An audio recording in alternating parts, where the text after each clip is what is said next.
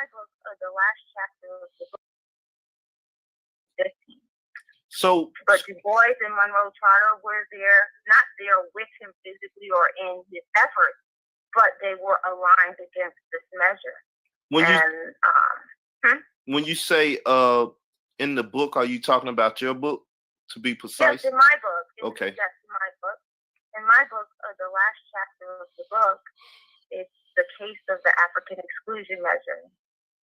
And that's a case where the U.S. government attempted to lock all African and Black people out of the United States via the larger immigration bill of 1915. And the measure actually is passed in the Senate and goes to the House. And in the effort to fight against this measure, Washington, Du Bois, and Monroe Charter are all on the same side. However, Washington is the only one of the three who has the power to influence what the outcome will be, right? And mount the greatest and most effective opposition to the measure. And he does that in various ways. So they are aligned, and they're aware that they're aligned against the measure, right?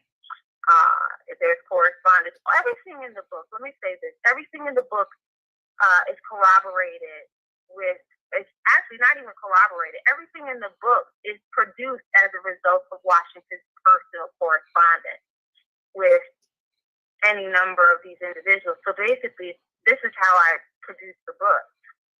I had hints about a lot of different things, and I can get into that, but I had hints about a lot of different things. And so what I do is I go into this massive collection called Books to Washington Papers, and I go through all of the correspondence related to Africa, African people, all of these various Pan-Africanists, and I begin to list all of that and construct the cases, right? So it's very tedious work because you're putting together literally correspondence to and from various people. But when you think about it, at that time, that's how people communicated when they weren't in the same place, right?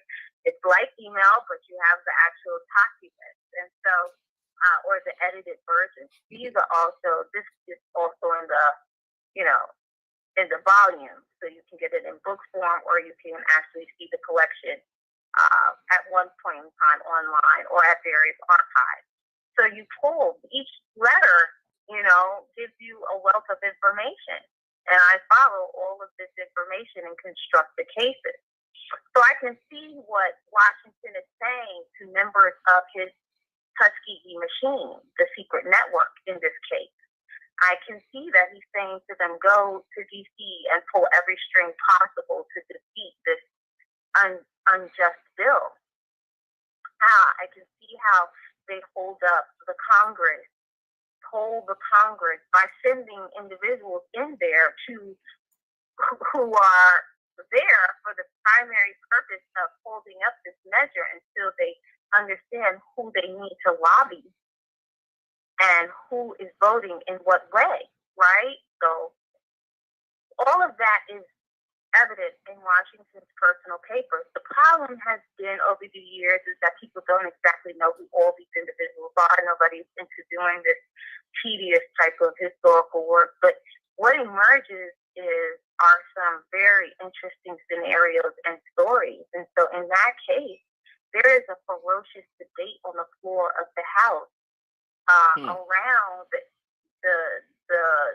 desire or this measure that will lock out the African population. By the way, the African population they're talking about is not simply the African population from Africa. It's really targeting African population from the Caribbean, Central, and South America, who were the labor force on the Panama Canal. And at the point of completion of the Panama Canal, a senator out of Missouri proposes that they are locked out, this African population, who actually receive U.S. wages working on constructing the canal. So they want to say to this population, thank you for your labor, but no thanks on immigration. And Washington, without having to be schooled on the fact that these African people in the Caribbean were in fact African, he responds accordingly and propagandizes in the press first, and then simultaneously through the Tuskegee machine. And he had a remedy, even if that didn't work, to basically say that, he doesn't care how racist Woodrow Wilson was, but if this measure passed, he would go to him himself and demand that this measure that's attached to the bill be vetoed. So he was relentless. What he was trying to protect was the steady stream of students that he had coming from the African continent first, which is his most interested in that.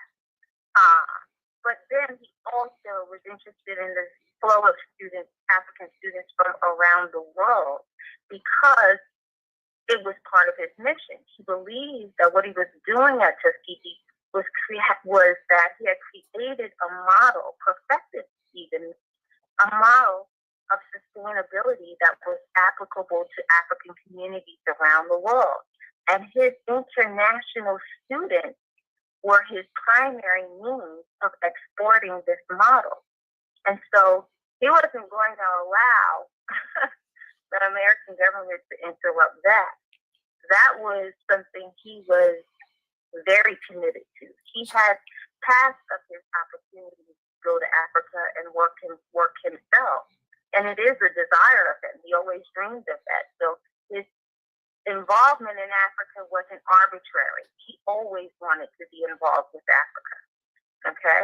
And so he cannot do that. And so he lives vicariously through his students. And with his international students, he makes them pretty much promise to return, because he feels that the mission is incomplete if they do not return to their community and apply what they learned in regard to the Tuskegee methods and model. Which is very, very, very intelligent, because then that breaks down the language barrier. You don't need to teach anyone a new language. They already know the language of the native people and native tongue. Right. And so that's what he was actually doing. Now, the thing about it is that some people have actually criticized the book, because I do talk about the fact that some people did notice that Washington was up to something very effective at Tuskegee. Both Black people and white people might have known that, but because Washington had this image as the accommodationist, as somebody who was willing to forego political and social rights, he had the perfect mask, to be quite honest, to conduct some of this work, right? Because he could do it without an enormous amount of suspicion. It almost seemed as though they had completely accepted him as an accommodationist and didn't even look into the things he did or said. To be quite frank with you, I was always shocked and surprised, because so much of what he said on paper could have gotten him killed or would get any one of us killed, to be quite frank with you, today. Okay? So the fact that he was able to do that and people go undetected was very, very interesting, but it had everything to do with his public image or persona.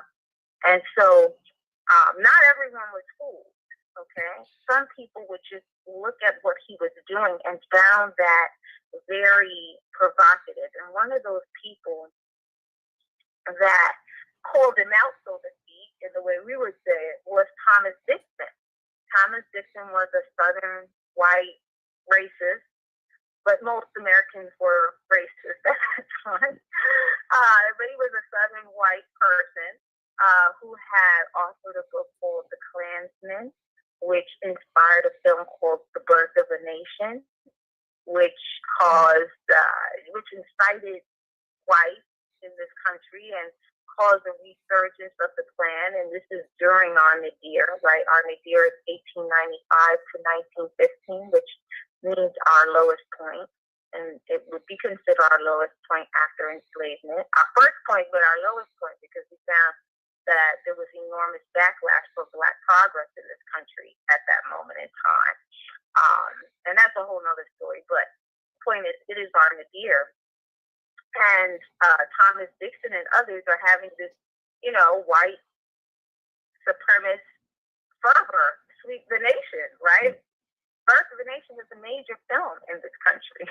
Yes, and it they was. came out in droves, and it really addressed, not only did it address or give credence to some of the white fears and feelings about Black people, it also, for those who didn't feel that way, it gave a visual to them, right? So Thomas Dixon was someone who critiqued and criticized Washington a lot, and he had the nerve to write in a paper, which was the Saturday Evening Post of Philadelphia.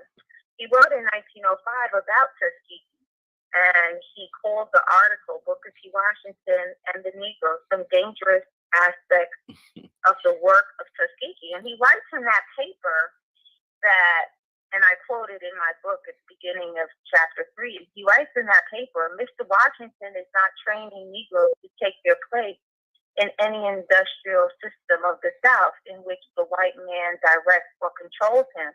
He is not training his students to be servants and come at the beck and call of any man. He is training them all to be masters of men, to be independent, to own and operate their own industries, to plant their own fields, buy and sell their own goods, and in every shape and form, destroy the last vestige of dependence on the white man for anything. Every pupil who passes through Mr. Washington's hands cease forever to work under a white man. Not only so, he goes forth trained as an evangelist to preach the doctrine of separation and independence.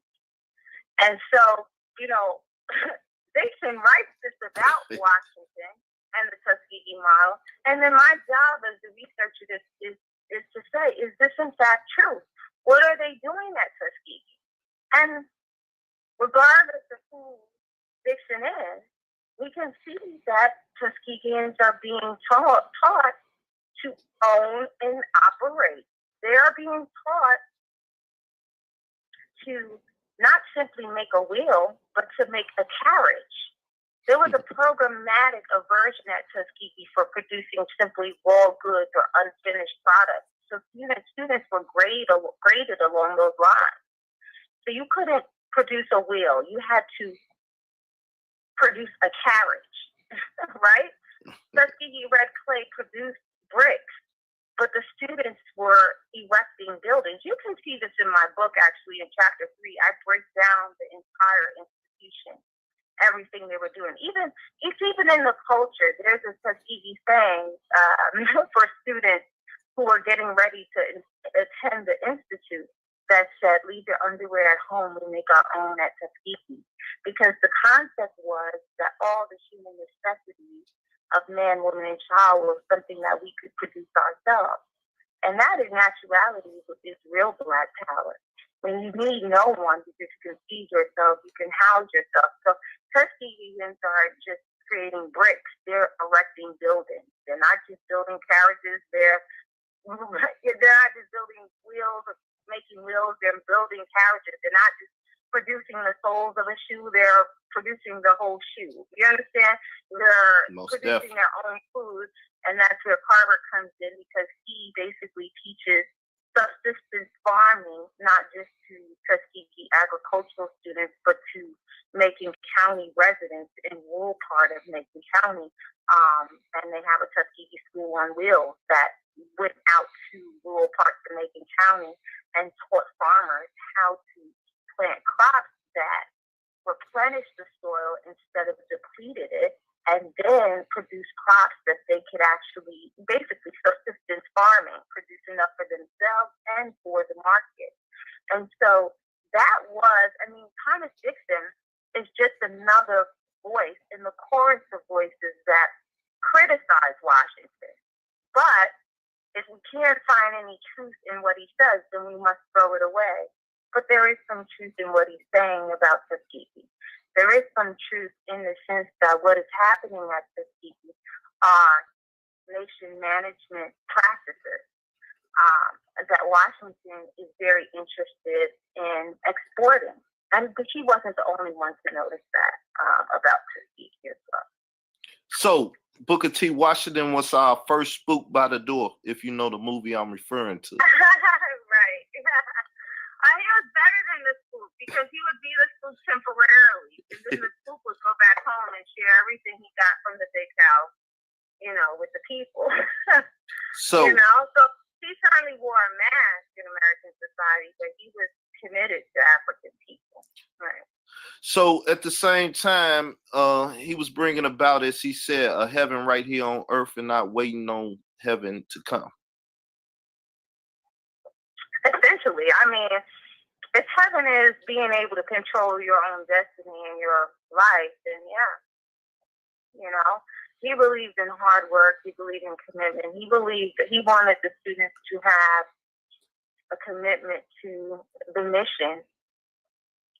Tuskegee, principles talk about head, hand, and heart.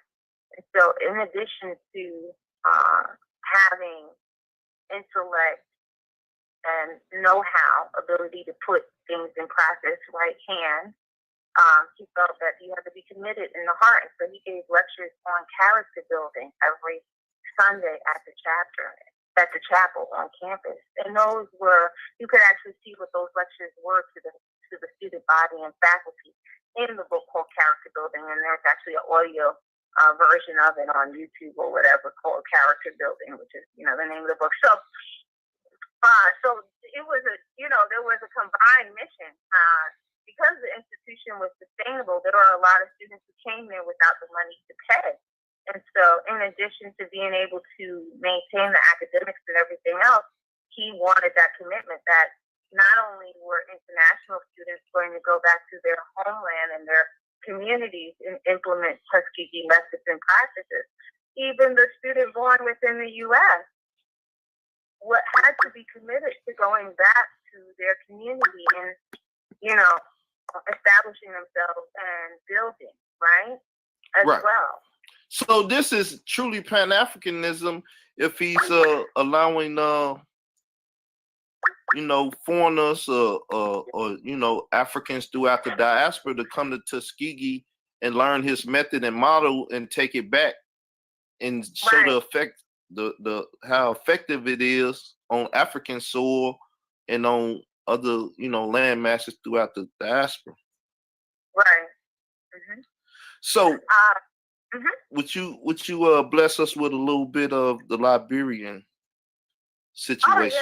Okay, sure. Let me say one other thing about the Tuskegee model, and that's a very interesting chapter as well, because I talk about who is the real founder of Tuskegee, which was in Washington. Washington, I call him the builder and the father of Tuskegee, in the sense that he raised and cultivated Tuskegee, right? And he reestablishes it as independent. But there's a brief story. There's two things that I want to go back to before I go to Liberia. Definitely. One is this brief story of the founding of Tuskegee, and then the other is Garvey, which once we discussed Du Bois, I kind of skipped over, and that's in chapter 2, the story that is Marcus Garvey and his relationship, which is very important, his relationship with Booker T. Washington. But first, Tuskegee is an institution that was founded by the people. And that's a significant difference between it and many other historically Black institutions. There was a man by the name of Lewis Adams, who was a formerly enslaved person, who had organized Tuskegeans to vote for an incumbent Alabama senator named Foster. And you have to understand that this was during shortly after radical Reconstruction time. And Tuskegeans were politically astute and organized in Macon County. And so Lewis Adams successfully organizes the Black vote of Tuskegee. Foster is reelected. And he saw this as a political favor, and he comes back to Lewis Adams and asks him, what would you like?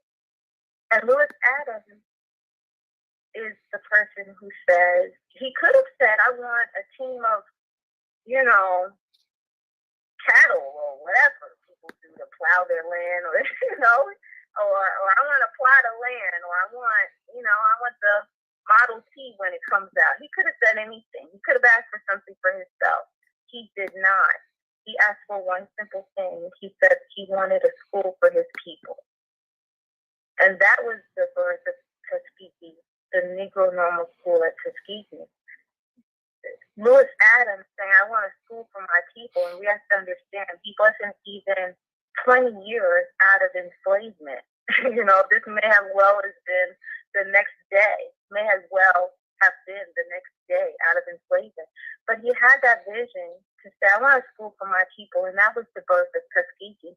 It was housed in a one-room church, the AME Church in Tuskegee. So Washington comes there shortly after, and he is the person who built the institute to what we know it to be. But in 1893, true to form, Washington is the person who also does something just as important as what Lewis Adams did, and that was he decided to make the institution independent from the state of Alabama. And so he buys the institution and he creates its own charter, right? He makes it independent from the state of Alabama. So Tuskegee to this day has a very peculiar status. It's called quasi-private. It is private, but state-affiliated. So it owns itself, and it has a board of trustees. So it essentially it's owned by the people, right? So that's how it's created, the nonprofit organization. So Lewis Adams is very important. It shows us, I always make sure to tell that story whenever I talk about Tuskegee, because it's not just about Tuskegee. It tells you what the values of African people are at that moment in time, in that small place. And you had people who understood the value of education for our people, and not simply vocational education, because even then, the Negro Normal School at Tuskegee is a school for teachers, right? So that is a true story. But Washington gets all the credit and the glory because he is, in fact, the father and the builder of the institute, and brings it to what it becomes, later on, and makes many personal sacrifices to do that. He loses 2 wives, he buries 2 wives in the process. There's a lot of personal hardships that he suffers that, we don't really get a feel for in the larger American narrative, right? So. Okay. And then I'll go back to Garvey, but if you guys, I don't know if there's people who want to comment on that or. Yeah, I think from my studies, Garvey had a little bit to do with Liberia too, right? At one point in time. I'm not so sure about that. I've been questioned about that very often. I know Garvey had his newspaper in every port in West Africa that he could. And so he always had this international feel and a presence in Africa, right? So I'll go more into that when I do. Do you want me to go right into Marcus Garvey? Because he is. No. I mean, you can stay with your flow. I'm loving the flow and stuff. I don't really want to. Well, that was the next thing I was going to go into, Marcus Garvey. Okay, I really don't want to. I don't want to knock you off your flow. It's sounding good, and you making some points that I believe a lot of people will appreciate. So, go ahead. So part of what I didn't discuss in chapter 2 right now, but it's in the book, is the other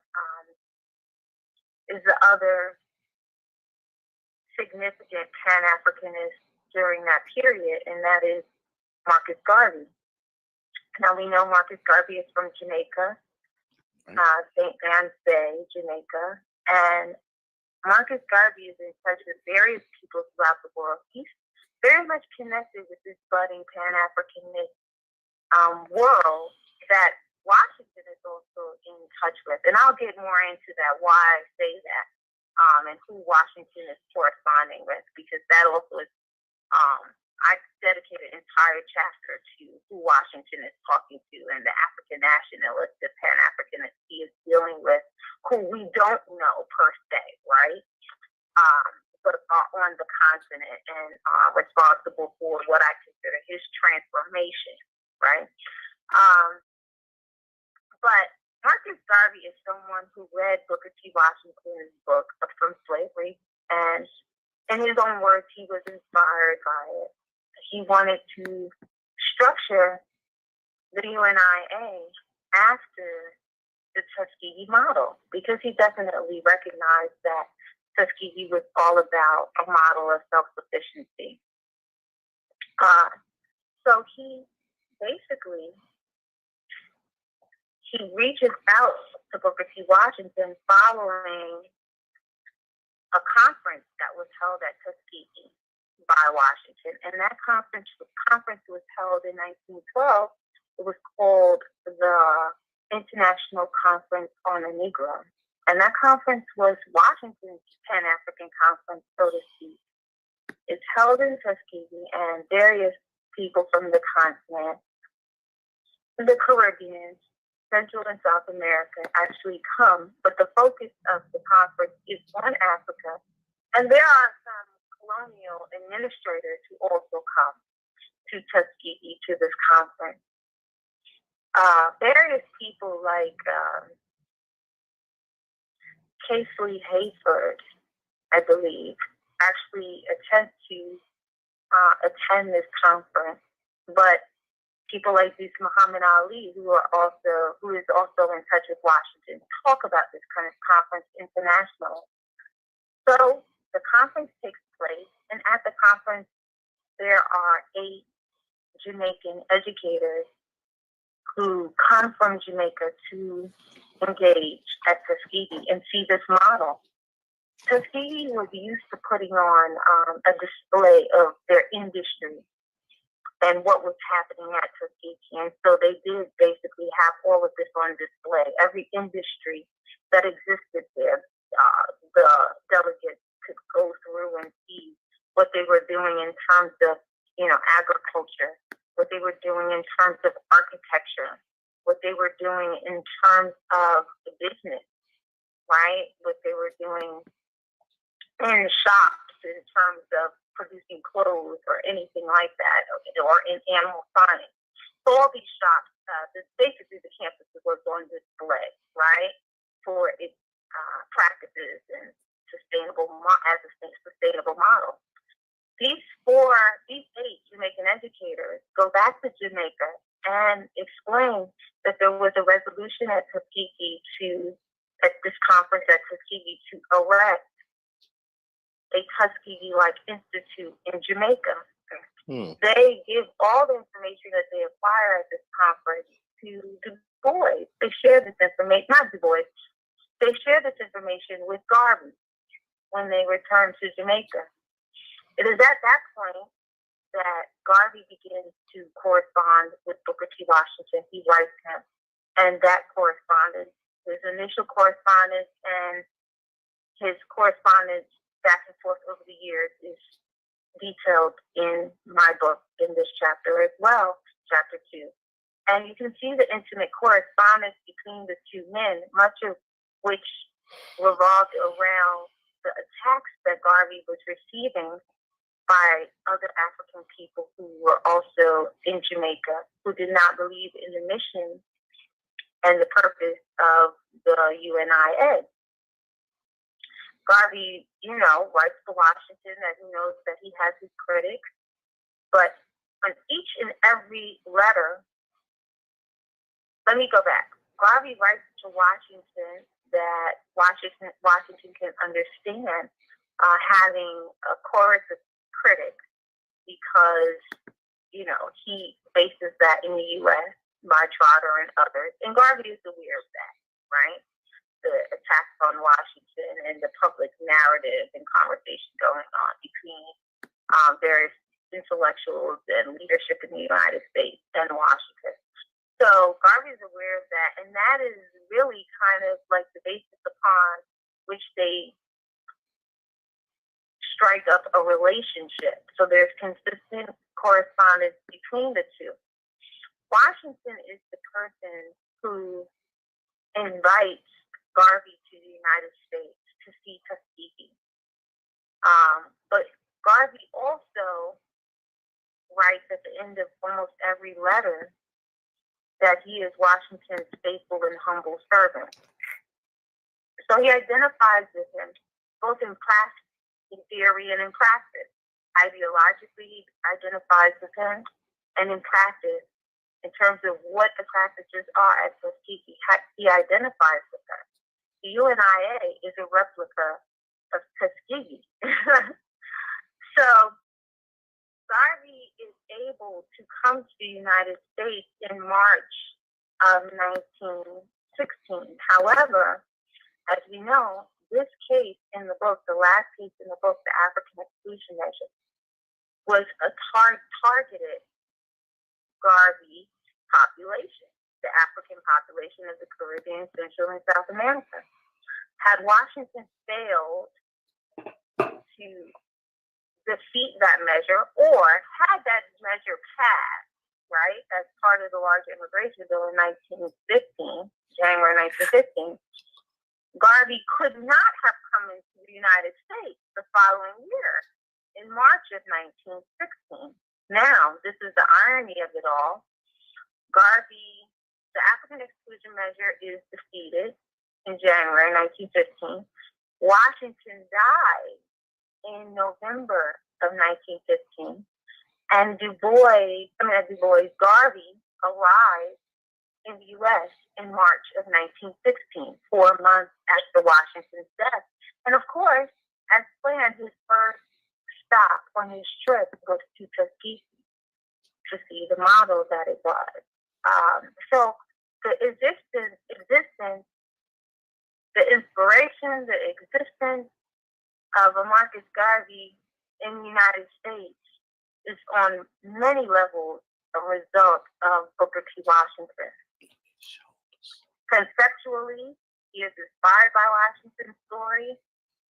In practice, he models UNIA after it, right? Because it's supposed to be sustainable. And his very presence in the United States has everything to do with the defeat of a measure that would have kept Garvey and other African people out of the United States after January of 1915. Right? So the demographic of our communities right now would look different had the African Exclusion Measure passed. There would be no Africans or Black people from anywhere else on the planet here in the United States, except for those that have been brought here by enslavement or those who got here somehow before 1915. So that, in effect, is how Washington impacts our immediate community with the defeat of that measure. And so Garvey is the product of that. Right? He comes here 4 months after Washington dies, but a year and 2 months after that measure is defeated. And so they maintain a relationship, obviously, until the time of Washington's death. And they correspond directly between each other, the two. So once Garvey comes here, later on you see him in conflict with Du Bois, but that was not his initial posture. So I critique both the relationship with Washington and the relationship with Du Bois at the end of chapter 2, and I essentially assess the fact that Du Bois, who he becomes as a Pan-Africanist, has nothing to do with Washington. He would go on to establish the Pan-African Congresses, of which, he would start in 1919.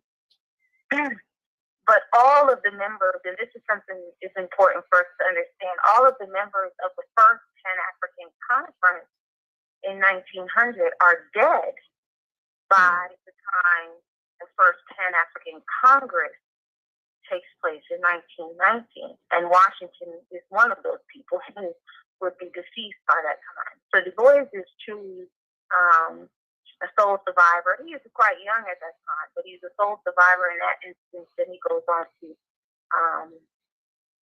lead the conferences that bring about a certain level of consciousness amongst African leadership on the continent. And you know, that is separate from the history he has from Washington. Washington develops in a different way as a Pan-Africanist. He develops more by being behind the scenes and having these relationships with various Pan-Africanists and facilitating the mission. But he would, you know, not be dependent, or his role in Pan-Africanism and the history of it is not dependent on Du Bois, because this is a concept and a practice that's just becoming defined, right, in the world at that moment in time, primarily by Africans who are outside of Africa. And then Garvey, of course. Yes, Garvey is truly a product of Washington's philosophy, Washington's efforts, and Washington's really ability and measure of power here, right, with heavy influence in the African exclusion measure, allowing Garvey to come here. So, you know, that's Washington's relationship to those major Pan-Africanists at that moment in time. But we can place them in the history, and they're behind the scenes. So when people are saying, Washington can't be any Pan-Africanist, like, what are you talking about? He was right there in the middle of the history. You know, he was central in some of the history of early Pan-Africanism, right? The first time people are saying Pan-Africanism in that way, in that phrase coined by Henry Tedeschi Williams, Washington is there. So, you know, but this history is there. This history is something that's accessible. I think the larger, and I talk about it in the preface, the larger American narrative has been monopolized by one person or two people in particular in terms of the history of Washington. And so you don't get this information, right? Because there are a particular number of people who have been the ones to, you know, write the biographies on Washington. And those individuals are white, not black. And I talk about that in the preface, you know, what's the work that we must be committed to doing in terms of our leadership, right? Okay. So I'll stop there if there's any comments or questions, and then I'll go on to Liberia. Nah, we're not dealing with the audience right now. We're gonna leave Q&A for you know, after the Liberia conversation. Okay. But it's very interesting the things that you're bringing out, because when I search YouTube and I search out here, you know, I read some of them letters where you quoted what Garvey said at the end of the letters. Some brothers actually pointed these things out to me, and they talk pretty good about this. But you bringing out things that I haven't heard yet, so I'm interested in hearing this next part. And then after that, people, you can call in 312-985-7856 for the Q&A. If you call in anytime before that, please mute your phones so you won't disturb the conversation. So if you could just wait until she get through with this portion, then you could call in and we'll have Q&A, and you can kind of leave your mics open long as you're not in the, you know, real harsh sounding area. But with that said, sister, you got the floor again. Let's hear about Liberia, because, you know, I done heard a little bit of this conversation, and I want the people to hear it because it was very interesting when I heard it. Okay. So, Liberia, the Liberian crisis is something that began in 1907 and would go from 1907 to 1912. Now, Liberia had been in crisis on many occasions. The problem with Liberia was this, that once the African population that was resettled in Liberia is there and attempting to establish itself, which was done by, you know, the American Colonization Society in 1847, there's always been conflicts between this Americo-Liberian population, which is the formerly enslaved African person, and the indigenous Liberian, who is the African person in that region that was never displaced or enslaved in the United States, right? And the indigenous Liberian is comprised of indigenous Liberians are comprised of many ethnic groups, right, that have never been displaced or removed. So in 1907, there were conflicts on the ground between these two groups, but there was another issue going on, which was that the French, the British, and the German colonial forces on the ground were trying to annex portions of Liberia. Generally, you could say, and the larger picture was that these colonial and these imperial forces in Africa were generally intolerant of an independent African nation in this region. They wanted the U.S. to state its claim to Liberia in a colonial fashion, right? But the U.S., adhering what may have been the Monroe Doctrine, was unwilling to state claim to Liberia. So basically, they had not taken territory in Africa. But what the U.S. government does do is, in Navy ships off the coast of Liberia, they come into Liberia and consistently put down conflict between Americo-Liberians and the indigenous Liberian population and nation on the ground. So on this occasion, where the French, British, and the German imperial forces on the ground are attempting to annex Liberia, a Liberian official writes Booker T. Washington. And he asked for Washington to essentially intercede, to get involved. And they chose him strategically. They chose him because they felt like, because he was an accommodationist in the American context, that he would be a person that, if aligned with the survival of Liberia, would be the best person to lobby the United States government in order for them to protect Liberia from these imperial forces on the ground, from annexing the nation. Now, at this point in time, Washington is very, very, very aware of the fact that Liberia is one of only two independent African countries on the continent.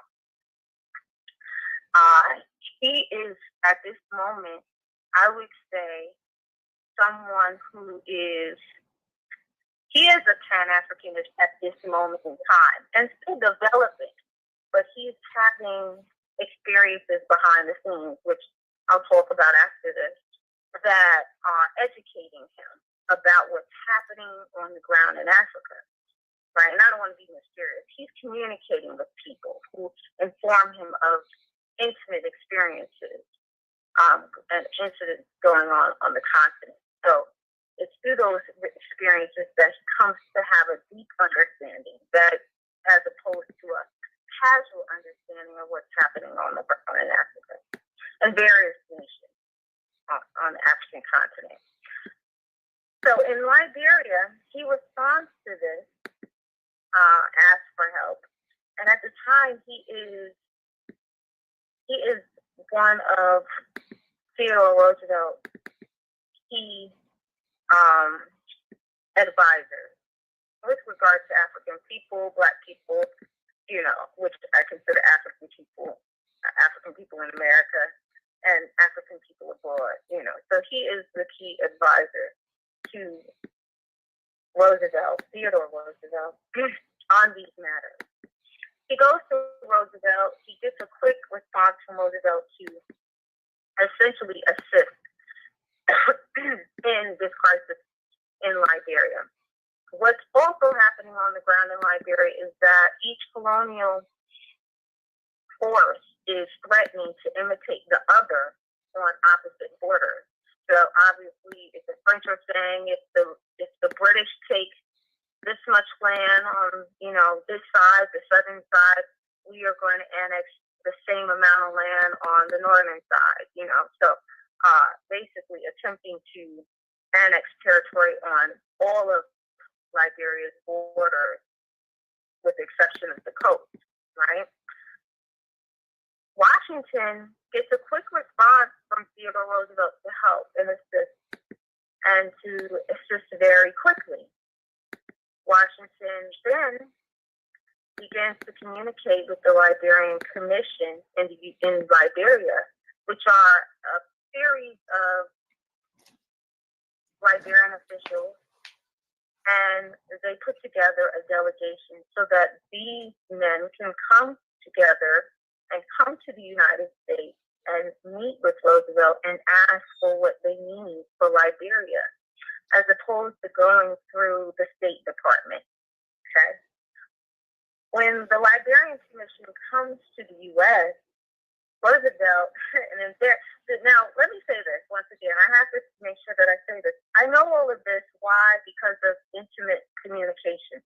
All of this, literally, blow for blow, is in the book, and it's all, documented correspondence. So at the end of every page, you can see, the letters, right? So you can see where you find letter XYZ that corresponds to this. So this is why I know what they're saying to each other, when, how, and why, right?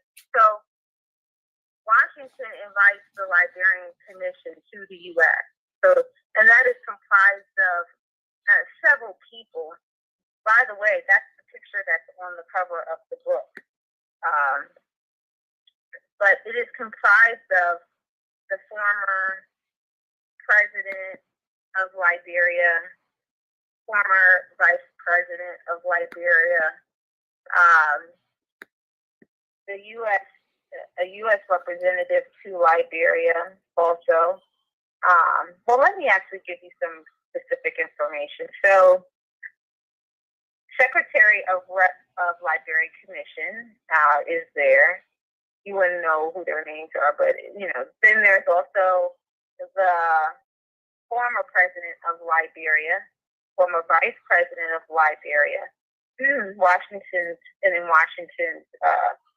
executive secretary. But that's the picture in the shadows on the book. That's who that is.